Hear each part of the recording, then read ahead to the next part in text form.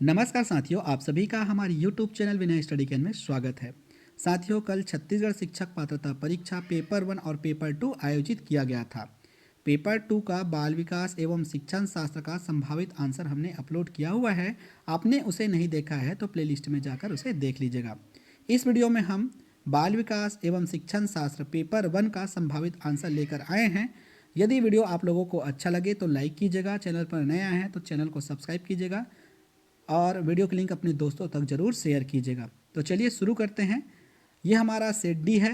आप लोग set D के अकॉर्डिंग या प्रश्नों को देख करके अपना आंसर मैच कर सकते हैं। तो चलिए, पहला प्रश्न है, बाल विकास की किस अवस्था को भाषा सीखने की सर्वोत्तम अवस्था कहा जाता है? इसका सही जवाब होगा ऑप्शन ए, शैशवा अवस्था। दूसरा प्रश्न है, समाजीकरण की प्रवृत्ति क्या है? समाजीकरण की प्रवृत्ति अंतःक्रियात्मक प्रक्रिया है। जब बालक अंतःक्रिया करता है तो वह अपने समाज से, अपने परिवार से, अपने स्कूल से जुड़ जाता है। तीसरा प्रश्न है, एक शिक्षक विद्यार्थियों को समझाते हैं कि उन्हें दूसरों के दृष्टिकोण से उत्तेजित नहीं होना चाहिए, भले ही उनके दृष्टिकोण स्वयं से विपरीत क्यों ना हो। वह विद्यार्थी के किस पक्ष पर ध्यान दे रहा है? वह विद्यार्थी के संवेगात्मक विकास पर ध्यान दे रहा है। चौथा प्रश्न है, पाठ्यक्रम के निर्माण का आधार है। तो पाठ्यक्रम का निर्माण शिक्षा का उद्देश्य को लेकर, सामाजिक आवश्यकताओं को लेकर बनाया जाता है। पांचवा प्रश्न है, अधिगम के निम्नतम स्वरूप का उदाहरण है। लोवेस्ट है ना, तो इसमें मूल प्रवृत्तिक व्यवहार, ऑप्शन ए सही हो जाएगा। अगला प्रश्न है, इसका जो आंसर होगा ऑप्शन ए होगा, क्रिया आधारित प्रस्तुति।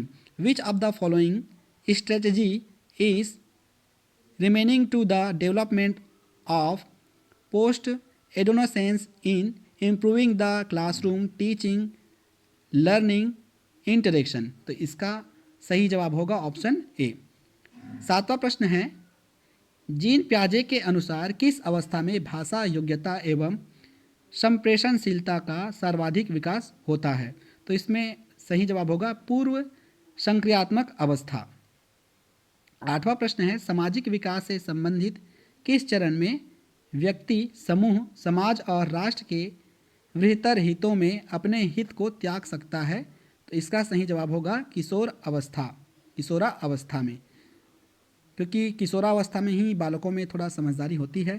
तो इसका सही जवाब होगा ऑप्शन बी। नौवां प्रश्न है, कोहलबर्ग के नैतिक विकास के सिद्धांत के अनुसार निम्नलिखित में से कौन सी अवस्था बालकों के नैतिक विकास की अवस्था नहीं है? तो ऑप्शन ए, कानून एवं व्यवस्था अभिविन्यास, ऑप्शन ए। 10वां प्रश्न है, सीखने की वह प्रक्रिया जिसमें लर्नर्स को शुरू में उसके द्वारा प्रदर्शित क्षमताओं से अंतिम अपेक्षित व्यवहार तक ले जाया जाता है? तो इसमें होगा ऑप्शन डी, उपरोक्त सभी। अगला प्रश्न है, प्याजे के अनुसार बच्चों के संज्ञात्मक विकास में मूर्त संक्रियात्मक अवस्था होती है। बच्चे जो है मूर्त संक्रामक अवस्था को पहचान पाते हैं, तो यह है 7 से 11 वर्ष। अगला प्रश्न है, संज्ञात्मक विकास का अर्थ है अभियोग्यता का विकास। एप्टीट्यूड में यदि डेवलपमेंट होता है तो वो है संज्ञात्मक विकास। अगला प्रश्न है, विशिष्ट आवश्यकता वाले बच्चों के संदर्भ में क्षति क्या है? क्षति क्या है? जन्मजात विकारयुक्त हो, शारीरिक अंग में कोई क्षमता कम हो, सामाजिक परिवेश सामंजस्य स्थापित न कर पा रहा हो, तो ये सभी होगा। तो ऑप्शन डी, उपरोक्त सभी होगा। एक शिक्षक की शिक्षण प्रक्रिया किस प्रकार के ज्ञान पर केंद्रित होता है? तो इसमें ऑप्शन सी होगा, ए और बी दोनों। अगला प्रश्न है, शिक्षा का अधिकार अधिनियम 2009 के अनुसार कौन सा कथन सही नहीं है? तो इसमें बच्चे अपने उम्र के अनुसार स्कूल में प्रवेश पा सकते हैं। अगला प्रश्न है, बालक के बौद्धिक विकास से तात्पर्य है? इसमें समझ, कल्पना और तर्क, ये तीनों आएगा, तो डी इसका सही जवाब होगा। आक्रामकता का कारण सामाजिक हो सकता है, न कि मनोवैज्ञानिक, जैव वैज्ञानिक, शारीरिक विज्ञान, शरीर विज्ञान संबंधी। तो इसमें मनोवैज्ञानिक तो हो सकता है, लेकिन क्या नहीं हो सकता? जीव वैज्ञानिक और शरीर विज्ञान संबंधी नहीं हो सकता। तो ऑप्शन डी सही होगा। 18वां प्रश्न है, निम्न में से किस कथन के समूह से आप पूर्ण सहमत है। तो इसमें कथन 1 और 2 से सहमत होंगे, ऑप्शन सी। 19वां प्रश्न, रूपा के आंखों की कानियाँ सूख गई है और उसे दिखाई देना बंद हो गया है। आप रूपा को किस समूह के अंतर्गत रखकर कार्य करेंगे? तो ऑप्शन बी, क्षति के रूप में आप उसे रखेंगे। अगला प्रश्न है, विशेष आवश्यकता वाले बच्चों के लिए समावेशी शिक्षा का प्रयोजन रखा गया है जिसका मुख्य उद्देश्य है जीवन की सामान्य प्रक्रियाओं से तालमेल बिठाकर सीख सके। तो ऑप्शन सी यहाँ पर सही होगा। अगला प्रश्न है, बच्चों के सामाजिक भावनात्मक संबंध बनाने की कठिनाई की समस्या को एक शिक्षक कैसे पहचाने? भिन्न भिन्न परिस्थिति में उनके व्यवहार का अवलोकन करके, ऑप्शन ए। अगला प्रश्न है, सामाजिक विकास अनिवार्य रूप से एक विषय है। तो इसमें होगा सामाजिक व्यवस्था के उद्देश्यों के साथ स्वयं के उद्देश्यों का एकीकरण। अगला प्रश्न है, B.F.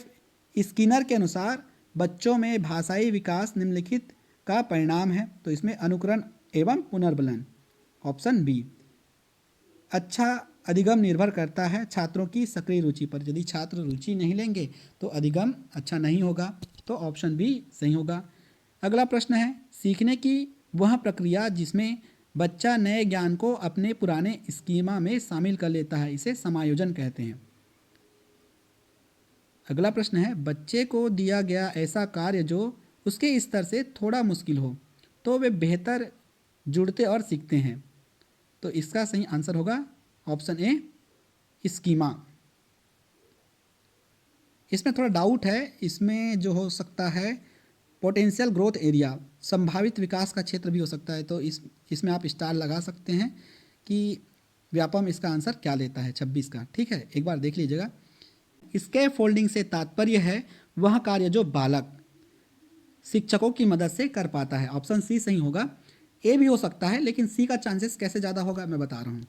यदि आप कक्षा 5वीं के बच्चों को कक्षा 6 के कोई सवाल को देते हैं तो बच्चा नहीं बना पाएगा, लेकिन आप उसे थोड़ा सा मार्गदर्शन देते हैं तो बच्चा उस सवाल को हल कर पाएगा।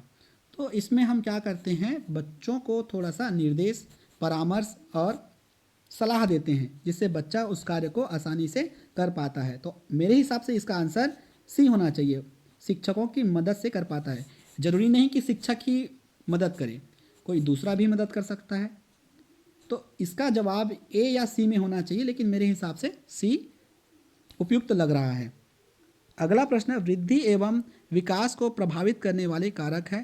तो इसमें आनुवांशिकता, भौतिकी दशा, सामाजिक एवं सांस्कृतिक दशाएं, ये हो सकता है। तो ऑप्शन डी बिल्कुल सही है और आप लोगों ने सही चुना होगा। अगला प्रश्न है, मिट्टी के खिलौने बनाने के दौरान एक बालिका को अपने कौन से कौशलों को विकास करने का अवसर मिलेगा? तो इसमें सभी का मिलेगा, स्थूल भी, सूक्ष्म, गत्यात्मक और डी। इसलिए इसका सही जवाब होगा ऑप्शन डी। और आज का अंतिम प्रश्न है, मूर्त परिस्थितियों के माध्यम से समझने लग जाना निम्नलिखित में से किस अवस्था से संबंधित है? तो ये बाल्य अवस्था में बौद्धिक विकास। साथियों, ये था शिक्षक पात्रता परीक्षा CG टेट जो कंडक्ट हुआ था 9/1/2022 को। ये संभावित आंसर है।